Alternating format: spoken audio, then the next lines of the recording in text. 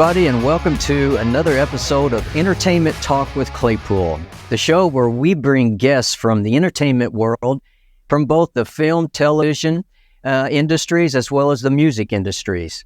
Today, we have a very special guest that I'm excited to have on my show, Dave Maldonado. And Dave, I hope I said that correctly, but Dave has a very long career in the acting industry, film, television, commercials. And he has been in some very well-known films that everybody, I'm sure, has seen. So, Dave, welcome to the show. Thanks, Clay. Appreciate you having me. It is exciting to have you on the show because, personally, you're an actor that I follow. There's a lot of celebrities, and me have this show.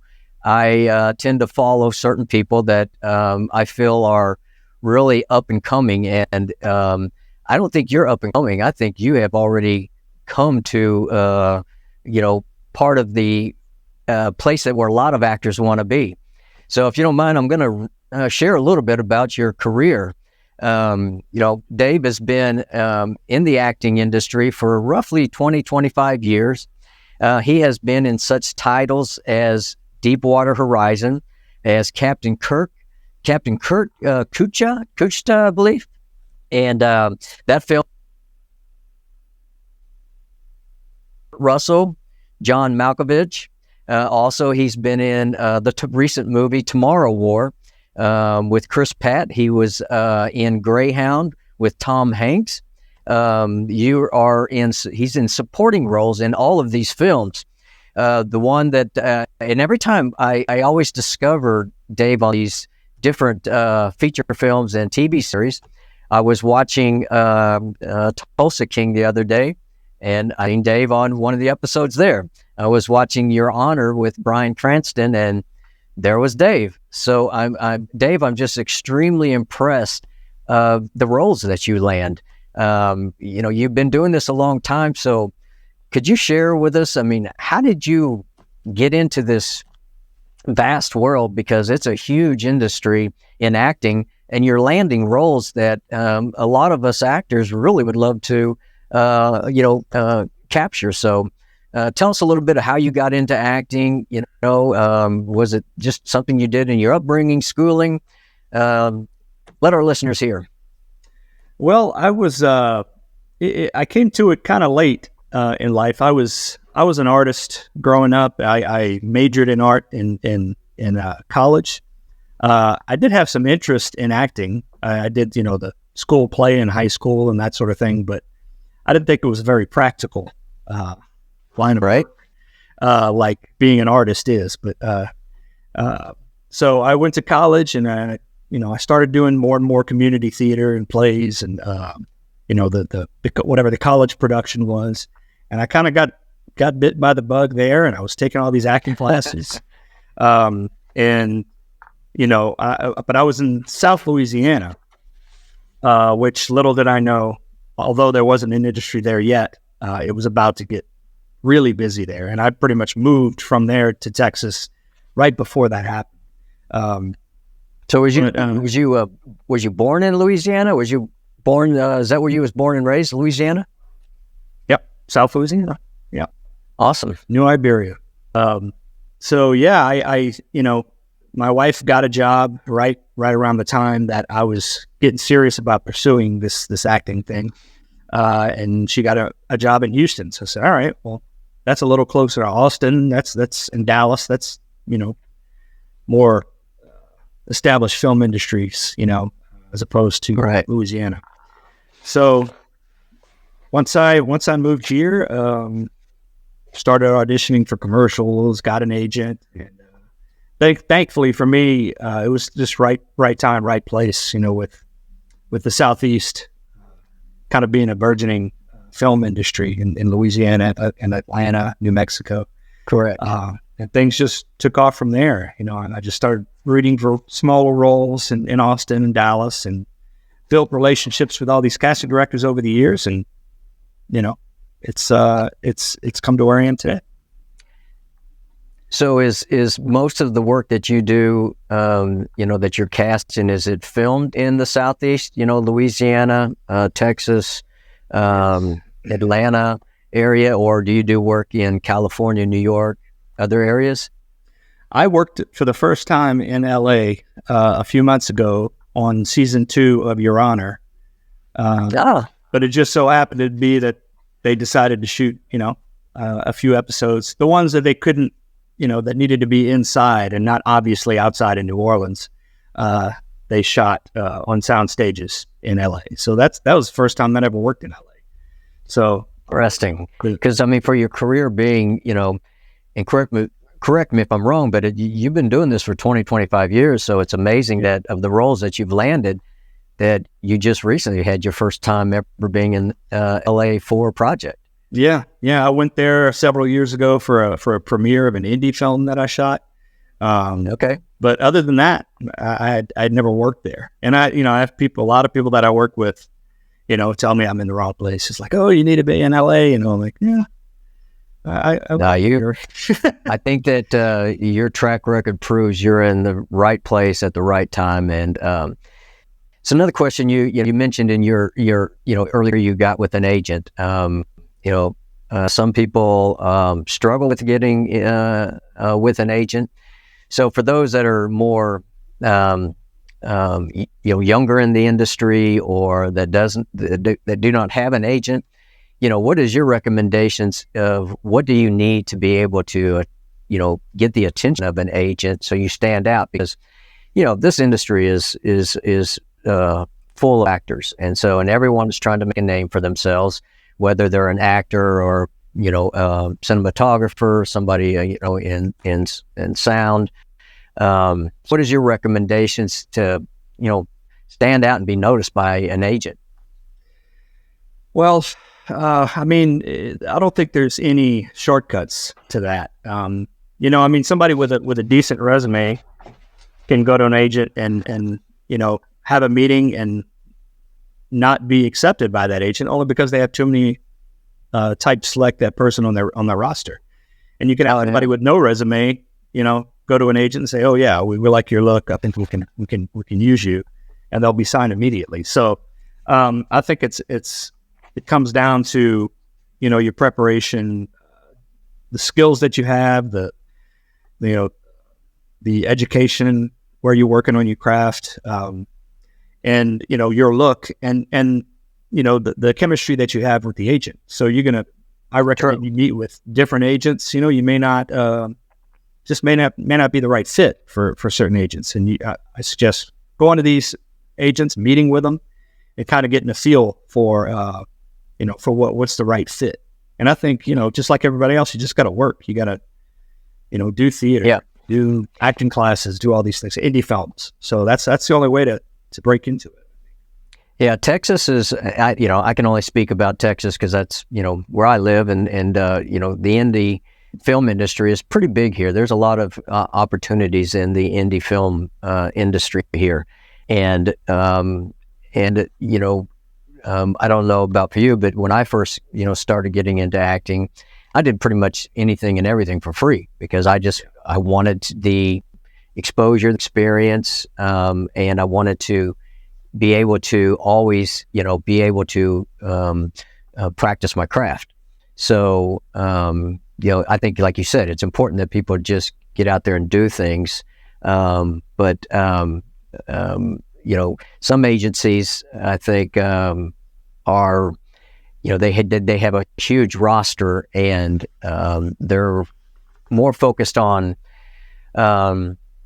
what I want to say, commercials, industrials versus film and television. So is there a way to distinguish which agents would be, stronger in the film and television versus commercial and industrial? Yeah, I think you just got to do your homework. Go to the website, see what kind of advertising they have on the site about who they've worked with, what films they've been associated with, and meet with them. Right, and interview them as well as them interviewing you, and let them know what your expectations are. When I started with Pastor Ernie Bosby 20 plus years ago, industrials and commercials were, Yeah. the main thing for me. That's what I did. Well, in the beginning, that's where you make pretty much your better money is Right. the industrials and commercials, and then eventually, as you sharpen your skills and get more exposure, you start landing some roles in film and television. Right. 'Cause I'm sure you make about $2 billion on every film, right? Yeah. I'm usually the highest paid Yeah, right. talent on any project. Mark Wahlberg. Well, one thing I don't know, I think you remember that we actually met. I think the first time we were both on set of Grande Macchiato. That was probably back in 2018, 2019. And I was looking at your resume and I noticed we were on another production called Sanitatum, I think is the name of it. Yeah. But it was, great watching you at work in Grande Macchiato. You did a great job. You're just an amazing, talented actor to me. And you really come across with some unique character looks. That's what one of the things that it just impresses me. Recently, you had posted a picture, and you look like almost like a serial killer to me, and that is a compliment because other things I see you in, you look extremely clean cut, professional. As an attorney or a politician of such. So, do you do some studying on your characters that you try to see, what that look is, or what is your style of, two things. One is memorization of script, because sometimes you have some extensive long lines. Mm-hmm. Yeah. I have a system to learning lines.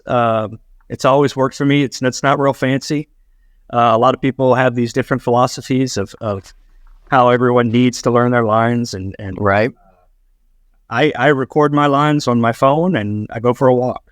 That's it. I record all the lines, and then I record the lines without my character's lines in there, and I just drill them, and I go to the script and I try to figure out what's going on in the scene, and I go back to the lines, and I just bounce back and forth. And yeah, there's no real fancy trick to it. It's just practical. Well, I think that just what you share is helpful to those that may struggle with memorization, because I agree. There's different techniques. I remember being taught by an acting coach one time that they write it down. They literally write the script out, and that writing of the script does help with memorization. Yeah. And some, have, said the same thing about recording the other actor's lines and keeping yours blank. And you basically can go through the scene, basically with your own recording. Right. I was curious, do you have a preference, when it comes to film, television, commercials? Is there any genre there that you have a preference of? Do you prefer film over commercials, or do you prefer the environment of TV series? What is your preference, or is there even a preference? Well, for a while there, it was film and television. That's what I really wanted to, wanted to sink my teeth into roles and kind of stretch my legs as an actor and creatively. Now that with the situation we're in now, I'd be happy to do commercial. With the with the way the industry is a little dry right now, ain't it? Yeah. And commercials, they pay really well and they're easy. It's like one day of shooting and 1 or 2 days and you're done. Some people have different, they don't allow themselves to do commercials. They're film and television actors. They don't consider themselves commercial. Now, one thing I've noticed, I'll do whatever you. Yeah, well, I've seen. It seems like there's more and more actors, well-known actors that I see in commercials nowadays. And this was before, the time that we're in right now. So I think that's I mean, good commercial that you are well known for is it Oldham? Oldsham. Old Sham. That's right. It's a foundation repair company, and you're the national spokesman along with Nolan Ryan, who's a former Houston Astros pitcher who's in the Hall of Fame. And that when I see that commercial still runs, and it looks like it was probably recorded 5-10 years ago, but they still run that commercial. Yeah, absolutely. We just shot another one about a year ago, so that one's running now. So yeah, that's been a long running gig for me that I'm very thankful for. Very thankful to be working along. Oh yeah, Ryan as well. Yeah, he's salt of the earth. Great guy. Yeah, absolutely. He's very well known in Texas for sure, and probably the baseball industry as a whole. Because of his long career as a pitcher. And I think I said Houston Astros, but he was with the Rangers, right? Yeah, he's with both. But I grew up with the Astros. Living in Louisiana, my dad would take us to games in Houston and go to Astroworld and all that good stuff. So, I know Astroworld, lots of memories. Yeah, not there now. Yeah. So what? Share with our viewers and our listeners, a little bit about Dave outside of acting. What is what do you like doing outside of acting? A hobby or recreational? What's your enjoyment? Yeah, I mean, I got 2 kids. One's at A&M right now. Awesome. I live with my wife and my son. My son's going to be is a junior this year. So a lot of the downtime is just hanging out with them. Yeah. Most of my hobbies revolve around trying to learn a new skill for acting. So right now I'm learning sign language. So that's kind of a hobby of mine. And it's football season, so getting ready to start doing a lot of that on the weekends. Thankfully, on my Thursday night. So, are you a Texans or Cowboys fan? I'm a Saints fan. Oh, that's right. Yeah. Hometown. That's where you were born and raised. So, yeah, same here. I'm from Kansas City, Missouri. So, a Chiefs fan. Yeah. So, yeah, we're off to a new start of a new season. Yeah, Saints just beat the Chiefs. So there you go. I know. Well, we were moving on. We were trying to move on and past that. Yes, my siblings all still live in Kansas City, and we have this siblings texting group that we message and stay in touch since we live so far apart. And that was the first thing they brought up. Chiefs lost. Yeah, and I'm like, it's all right. It's preseason. Yeah, coming off the Super Bowl. Saints don't have a chance in regular season. Couple other questions. In the industry, since you began, I mean, what are some of the major changes that you've seen in the industry that you've had to adjust to or make changes in your career or how you do things? Because, one thing we know is technology seems to be changing things in every industry and all facets of our life. So what do you think has been some of the most dramatic changes, that's in the industry related to your career? Well, in the last few years, the biggest change for me was COVID. The pandemic put everything. People weren't traveling as much. People weren't in the room for auditions nearly as much. So honestly, I was fine with doing a lot of remote auditions, taping from here and sending them that way. I was fine with that because, it saved me a lot of money on a plane ticket. So, but I really kind of honed my skills on in doing it that way. And a lot of times it would just get booked from the first tape being sent in, which I'm thankful for. So, I don't know if it's going to go back. That's great. I mean, I think it's gonna stay like this. It'll go back to being in the room a little bit more, but I think a lot of this is going to be remotely. We're living in the Southeast. Definitely auditions have become where you need to have a certain amount of quality recording equipment at home so that you can, have a quality audition, because even with you doing it at home, you need to have, the great light and great sound. The video needs to be good.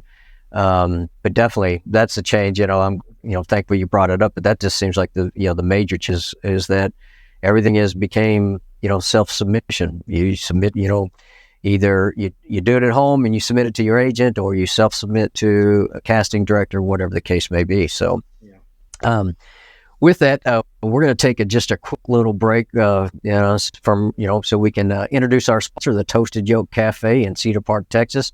So we'll be right back.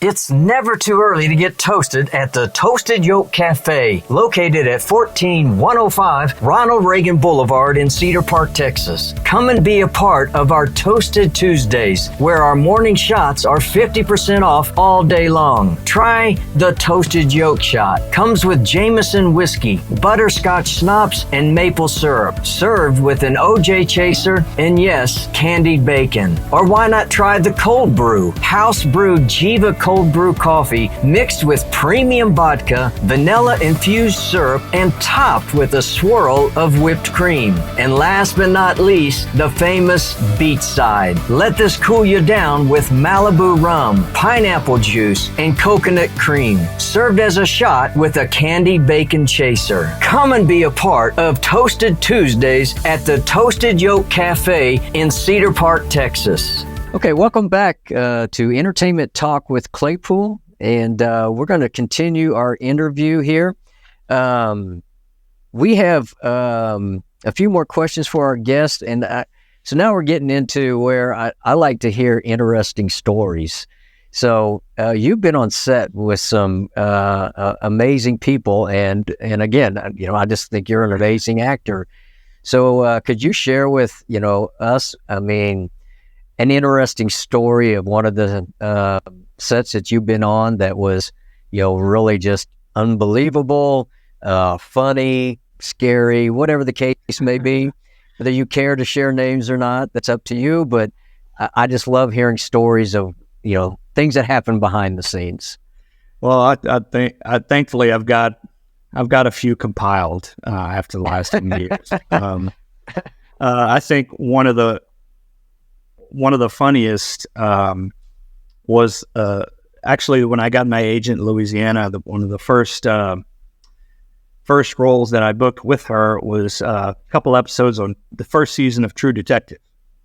Right. So, was going to work with Woody Harrelson and Matthew McConaughey. McConaughey right off of Dallas Buyers Club. So it was a little intimidating, and kind of nerve-wracking to go into that atmosphere. Oh, I bet. But, I was in my trailer, I'm running my lines, and it's raining outside. So we get one of the PAs comes and gets us to go to set and gives us a raincoat so our wardrobe doesn't get wet. So I'm walking from my trailer to the set, and I have this rain hoodie over my head. And I'm trying to, go around the corner in the rain. I'm trying to navigate my way in between trailers, and I run right into an air conditioner. Bam. Right into my head. Oh, so gosh. Rather than, the pain of the injury, I was a lot more, I panicked because I was like, oh my God, I'm going to have a big gash on my head.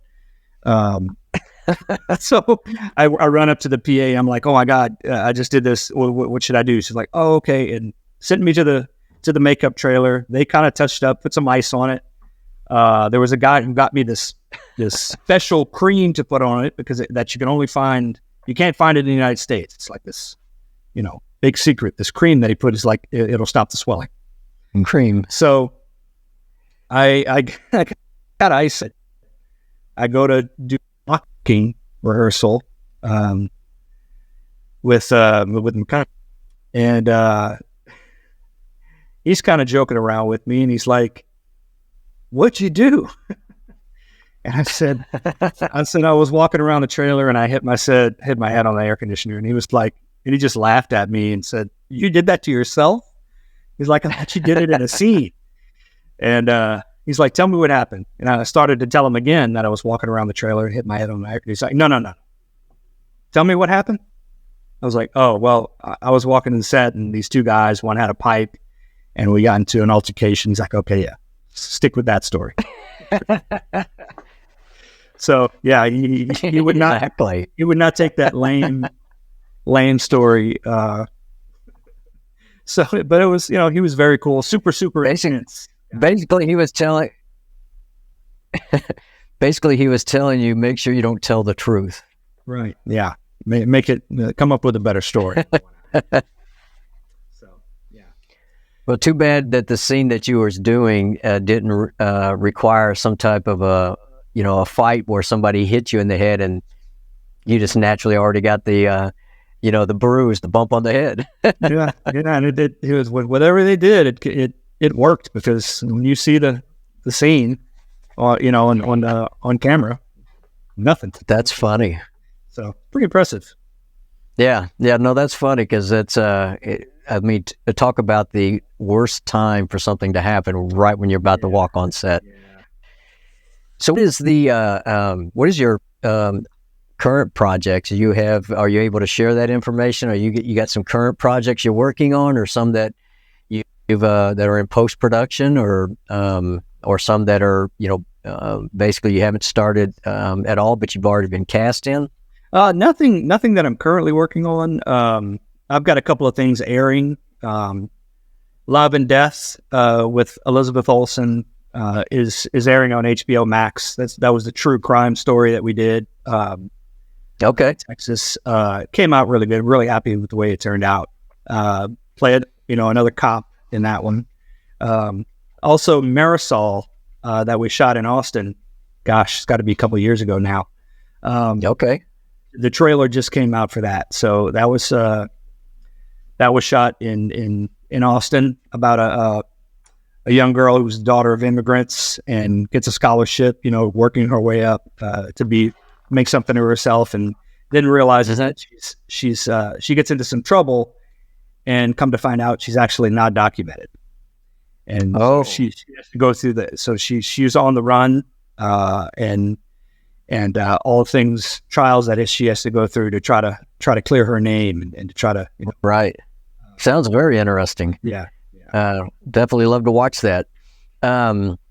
What I noticed that on you're not just being an actor, you're a producer. Is which productions were you a part on the as a producer? Yeah, honestly, on IMDb, I think you have to put producer. I don't know if I produced anything, to be honest with you. It just like the selection box just says actor producer. So, well, honestly, I've helped here and there. I've given some cash here and there to some productions, but hey, that counts, right? I don't know if I called myself a producer. I don't. Yeah, I would do my best not to wear suits at all, if I can help it. Well, you're probably I don't know, maybe a fourth of your characters. Well, before I say that, what is you feel like you get cast as the most, and what type of character and what type of film and what type of character would you like to be cast as that you've never been cast yet, and what type of a film, maybe a genre or whatever the case may be, would you still kind of is on your list of let's say to-dos or hopefuls? Yeah. Well, I play lots and lots of cops, detectives, things like that. So, and a lot of times these are not very nice members of law enforcement. Yeah, right. So that's the story they want to tell, and I'm happy to help them tell it. But I do lots of that stuff. We don't get a lot of comedies in the Southeast. Yeah. I have the utmost respect for comedic actors. I think they're the most talented. If you can do both well, drama and comedy. That's something that I have a huge amount of respect for. And I used to do them all the time. I used to do lots of, comedies on stage and that sort of thing. And I miss doing that. So I'd really like to do some comedy. I need to brush up on it and maybe attend some improv classes here and there. But Right. I love the mockumentary style, that genre with Christopher Guest. Yeah, I agree. There's not a lot of comedy in the South, as far as I see, as far as casting calls for. But the skill set there is unique in itself, because there's definitely those actors that are so good at drama, and they can just nail it, when it comes to comedy. And my hat's off to them as well, because drama is just one of many genres. So, have you ever done a horror film by chance? I think one of the first there's a big underground, I don't know if you call it underground, a small indie film horror scene in Houston. Like every other film, it seems like it's a horror. But one of the first films It's a scary place to live, I guess. one of the first films I did, when it's like the first thing on my resume. Stacey Davidson was the director. Okay. Really a long time ago. But that was a horror film, and it actually turned out pretty good. I've kind of shied away from them over the years because there were so many being made. I wasn't sure what was quality and what wasn't. These days, I veer away from that kind of stuff. I got enough going on in my head instead of without people scaring me. That's a totally different type of character that you would have to. Well, depending on what the role would be in the horror film, whether you're the scary person or the villain or the victim. So it's a uniqueness in itself. On another side note is, what's close to your heart as far as, I don't know, do you have any causes or nonprofits or charities, anything like that, that's just close to your heart by chance? Well, I've taken to making donations in the names of people I do business with for gifts around holiday time. Okay. Instead of sending them a bottle of wine or a Starbucks gift card, I figure make a donation in their name, and I think they appreciate that a little bit more, and you're helping to make the world a little bit better place. Yeah. St. Jude's and Wounded Warriors are two of the ones that I hold close to my heart. Yeah, those are great. Wounded Warriors, and for those that may or may not have heard of Wounded Warriors, I would encourage you to look it up, because they strongly support our veterans. So what was the other question I was going to? Oh, theater. Yeah, I was going to ask you about theater. We haven't really talked much about theater. That's not an area that you do a lot of nowadays, but you did theater in the beginning, correct? Yeah, absolutely. I once I decided that I was going to be an actor, I made it my business to audition for everything, just like we did in early days in film, indie film, just doing back to back. Right. Everything I can get my hands on. So for a while there, I was doing plays, consecutively. So that's kind of how I cut my teeth. That's how I learned the craft was doing plays, and I love it. I'm on the fence about doing it again. If this industry keeps going the way it's going with the strike, I may start doing. You may have to get over there and do something. Yeah. Just let us know where you're going to be, so we can come see you. Sure thing. Yeah, it's a whole different animal learning those lines. Yep. I've done a couple of theater productions, and a whole lot more challenging because of there is no cut. Right. It's you better know the lines, or better improv to make it through it. Yeah. So yeah. Got that. I guess just two more questions, and before we wrap up our interview, is do you have any regrets or disappointments since you've been in this industry that you wish you could change or do differently? Well, I think that the main thing is, despite all the success I've had, I didn't necessarily enjoy a lot of it. You know, I was so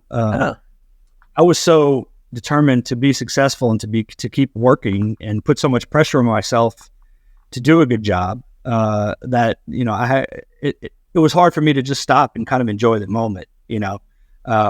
So I would Right. definitely encourage that, and that's something that I'm gonna try to get better at and going forward. You know, I want to kind of enjoy this thing. You know, Yeah. it's a pretty Well, it's special. you know, again, yeah. I mean, being on set is, you know, it's a unique environment, and yeah, and that opportunity for each production only comes once during that particular production. So, yeah, definitely, you know, you want to take advantage of it, enjoy it. One last question, Dave, is so for those that are uh, new to the acting world, into the film and television industry, those that have been in it a while but feel like they haven't had the success that they had hoped for, what words of encouragement or words of wisdom could you give to them? Because you know, again, you're seasoned in this industry, and you've done well, and so for those that are coming behind you, so to speak, what could you share with them? Well, my big thing, I know it sounds a little bit cliche, but it is a marathon. You know, it's taken a long time to get to this point. Right. And early on, you know, it was trying to do all the little things right. You know, being in class, working, actually, you know, acting, no matter where it is, student film, indie film, play, be acting in something. And you know, all of those small pieces that you compile over a long period of time, that they, you know, if you're doing all the small things right, things will turn out okay. And I mean, if you're at a point where like, okay, something's not right, I need to shake things up. I need to do something. You know, talk to your peers. Go to these meetups, these industry meetups, all these different events. Talk to your peers. Talk to people where they're in a place you want to be.